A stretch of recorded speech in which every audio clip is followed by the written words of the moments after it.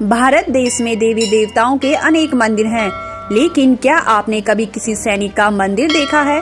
जी हाँ, एक ऐसा सैनिक जिसकी आत्मा आज भी सीमा पर अपना कर्तव्य निभा रही है। आज हम एक ऐसे जाबांज सैनिक की कहानी बताने जा रहे हैं, जिनके नाम पर एक मंदिर स्थापित किया गया है और भारतीय सैनिक इनकी पूजा करते हैं। आम लोग भी बाबा के दर्शन पूजने के लिए आते हैं। 30 अगस्त 1946 को पंजाब के कपूरथला जिले में एक सिख परिवार में जन्मे बाबा हरभजन सिंह 20 वर्ष की छोटी उम्र में भारतीय सेना में भर्ती हुए थे। सैन्य प्रशिक्षण पूरा करने के बाद बाबा हरभजन सिंह पंजाब रेजिमेंट में शामिल हो गए थे, जहां उन्होंने एक कुशल सैनिक के तौर पर अपने कर्तव्य बखूबी निभाए। साल 1966 में 23वें पंजाब रेजिमेंट के साथ पूर्वी सिक्किम सीमा पर उनकी तैनाती हुई।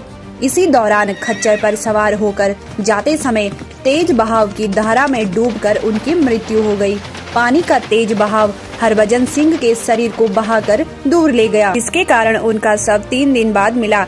ऐसा कहा जाता है कि बाबा हरभजन सिंह अपने साथी सैनिक के सपने में आए और बताया कि उनका मृत शरीर कहां पर है, जिसके बाद भारतीय सेना ने जब खोजबीन शुरू की तो उनका शव उसी जगह पर मिला, जो जगह उन्होंने अपने साथी को सपने में बताई थी। पूरे राजकीय सम्मान के साथ उनका अंतिम संस्कार किया गया। कहते हैं हरभजन सिंह ने सपने में अपनी समाधि बनाने की इच्छा भी जाहिर की थी। ऐसे में 14,000 फीट की ऊंचाई पर जैलेप दर्रे और नाथुला दर्रे के बीच उनकी समाधि बनाई गई है। समाधि के साथ साथ उनका मंदिर भी स्थापित किया गया है। यह मंदिर भी यही है जहां दूर दूर से लोग दर्शन करने के लिए पहुंचते हैं। सिक्किम में बाबा हरभजन सिंह का मंदिर 3 कमरों वाला एक बंकर के अंदर बना हुआ है।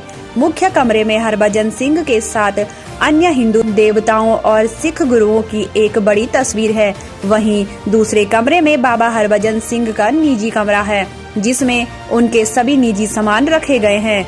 उसमें साफ सुथरी वर्दी, पॉलिश किए गए जूते, अच्छी तरह से रखा हुआ बिस्तर और अन्य घरेलू सामान शामिल है। मंदिर के आखिरी कमरे में एक कार्यालय और एक स्टोर रूम भी है, जिसमें बाबा हरभजन सिंह को अर्पित की गई अन्य वस्तुएं पड़ी रहती हैं। उनका कमरा और वर्दी हर रोज साफ की जाती है। कहा जाता है कि रात को उनके जूते पर कीचड़ लगा दिखाई देता है।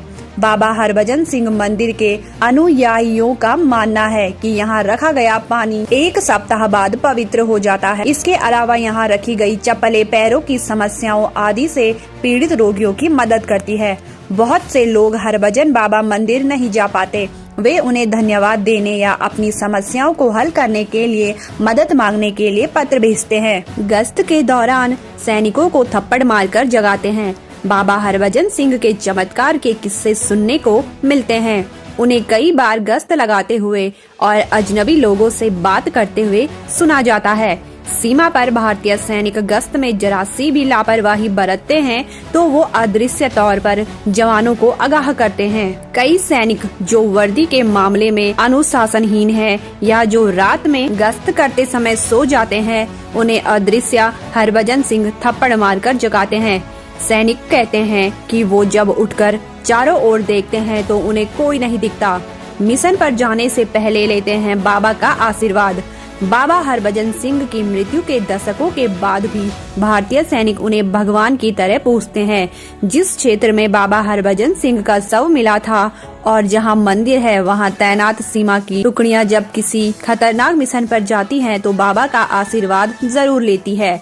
ऐसा माना जाता है कि बाबा हमेशा अपने सैनिकों को विदेशी देशों से होने वाली किसी भी संभावित हमले से पहले ही आगाह कर देते हैं। बाबा की सेवा और आध्यात्मिक शक्ति के सम्मान में भारतीय सेना ने उन्हें मानद कैप्टन के रूप में पदोन्नत किया था। बाबा हरभजन सिंह का वेतन उनके परिवार तक हर महीने पहुंचाई जाती थी। वर्षीय छुट्टी का भी सेना ने पूरा ख्याल रखा। बाकायदगी से उन्हें छुट्टी दी जाती रही। हर साल 11 सितंबर को हरभजन सिंह को 2 महीने की छुट्टी दी जाती थी ताकि वह अपने गृह नगर जा सके। भारतीय सेना के प्रति उनकी महान सेवा और समर्पण के कारण बाबा हरभजन सिंह को उनकी मृत्यु के बाद भारत का दूसरा सबसे बड़ा सम्मान महावीर चक्र से सम्मानित किया गया था।